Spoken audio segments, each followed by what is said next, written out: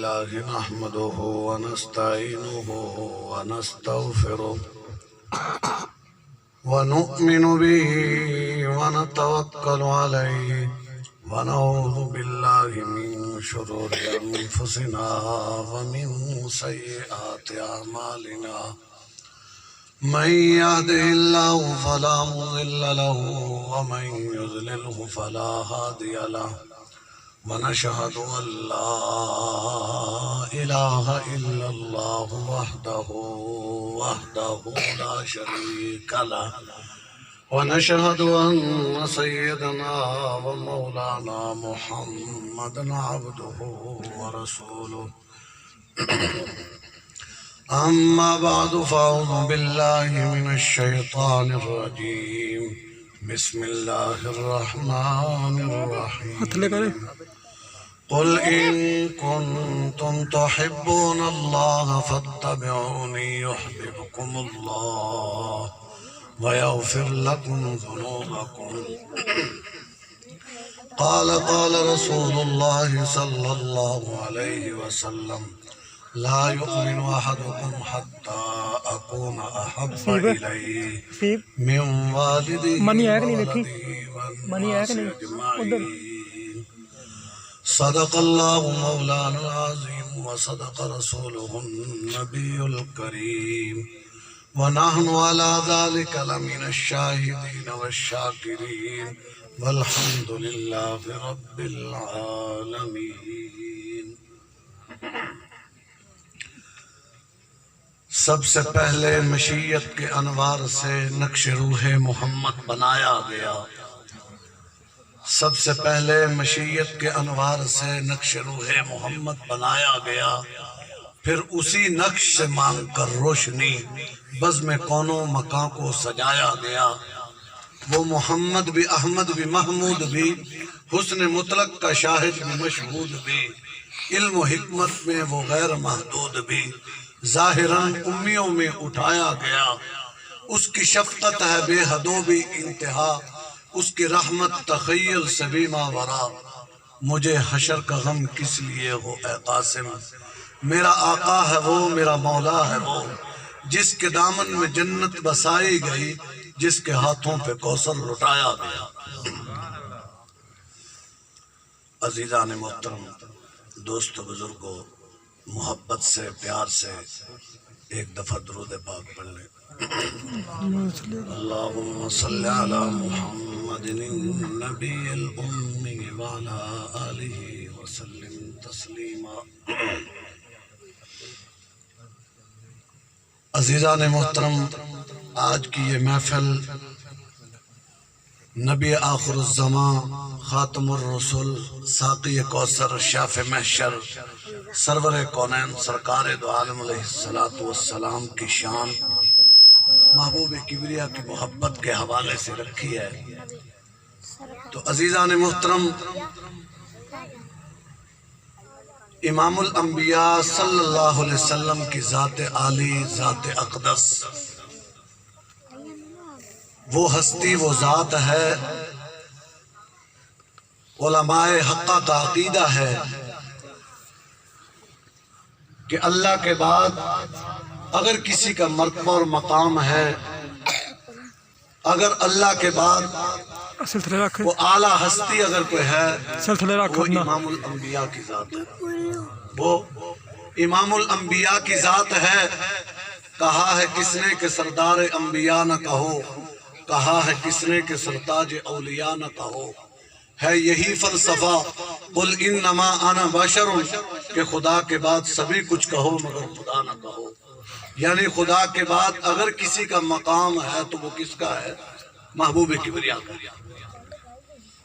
تو دنیا کے اندر قرآن مجید فرقان حمید کی جو آیت تلاوت کی ہے اس کے اندر اللہ پاک نے اپنی محبت کو ایک چیز کے ساتھ مختص کیا ہے کہ اگر تم چاہتے ہو کہ اللہ تمہارے ساتھ محبت کرے تو کس چیز کے ساتھ مختص کیا؟ اللہ وحدہ لا شریک نے مختص کیا ہے محبوب کبریا کی اتباع کے ساتھ، کہ جو شخص چاہتا ہے کہ اللہ اس سے محبت کرے تو اس کے لیے حکم فرمایا فاتبعونی، بس وہ کیا کرے؟ محبوب کبریا کی اتباع کرے۔ اکیلے اتباع کرنے پر اللہ نے یہی نہیں کہا کہ میں تمہارے ساتھ محبت کروں گا، بلکہ ساتھ ہی کیا فرمایا؟ وَيَغْفِرْ لَكُمْ ذُنُوبَكُمْ، کہ اللہ تمہارے ساتھ محبت بھی کرے گا اور تمہارے گناہوں کو بھی معاف فرمائے گا۔ کس شخص کے لیے فرمایا؟ کہ جو شخص کیا کرے گا؟ محبوب کبریا کی اتباع کرے گا۔ آج کے دور میں خالی دعوے ضرور کرتے ہیں ہم، لیکن کیا حقیقت کے اندر محبوب کبریا کے ساتھ محبت نہیں؟ محبوب کبریا کے ساتھ محبت ہو تو محبوب کبریا کا کردار، محبوب کبریا کی گفتار، اخلاق و اعمال، دستور و منشور کے اپنانے سے پتہ چلتا ہے کہ اس شخص کو محبوب علیہ السلام کے ساتھ کیا ہے؟ محبت ہے۔ تو عزیزان محترم، علماء نے آپ علیہ السلام کے ساتھ محبت کرنے کے اصول جو بیان کیے کہ جس شخص کے ساتھ کوئی شخص محبت کرتا ہے تو کئی باتوں کی بنا پر محبت کیا کرتا ہے۔ فرمایا کہ کسی کے پاس مال ہو، مال کی وجہ سے بھی محبت ہوتی ہے، کسی کے پاس کمالات ہوں، ان کی وجہ سے بھی محبت ہوتی ہے، حسن و جمال ہو، اس کی وجہ سے بھی محبت ہوتی ہے۔ لیکن محبوب علیہ السلام کے بارے میں فرمایا کہ اللہ کے نبی کے اندر کمالات وہ بھی اتم درجے کے، کہ جس کی وجہ سے محبت کرنے پر انسان مجبور ہوتا ہے، تو وہ بھی محبوب علیہ السلام کے اندر کمال بھی اتم درجے کے۔ پھر فرمایا کہ حسن و جمال ہے تو وہ بھی اللہ کے نبی کے اندر کمال اور اتم درجے کا۔ پھر فرمایا کہ الانسان و عبد الاحسان، انسان احسان کرنے والے کا غلام ہوا کرتا ہے۔ پوری دنیا کے اندر اگر کسی کے احسانات ہیں تو وہ امام الانبیاء کے ہیں، اللہ کے نبی سے بڑھ کر کسی کے احسان نہیں۔ احسان کی وجہ سے بھی اگر کسی سے محبت کی جائے تو وہ بھی کیا؟ محبوب علیہ السلام کے سب سے زیادہ احسان ہے، جس کی وجہ سے آپ علیہ السلام سے محبت کرنا کیا ہے؟ ضروری ہے۔ تین باتیں بیان کی، ایک تو کمالات کی وجہ سے، دوسرے نمبر پر حسن و جمال کی وجہ سے، تیسرے نمبر پر احسان کی وجہ سے۔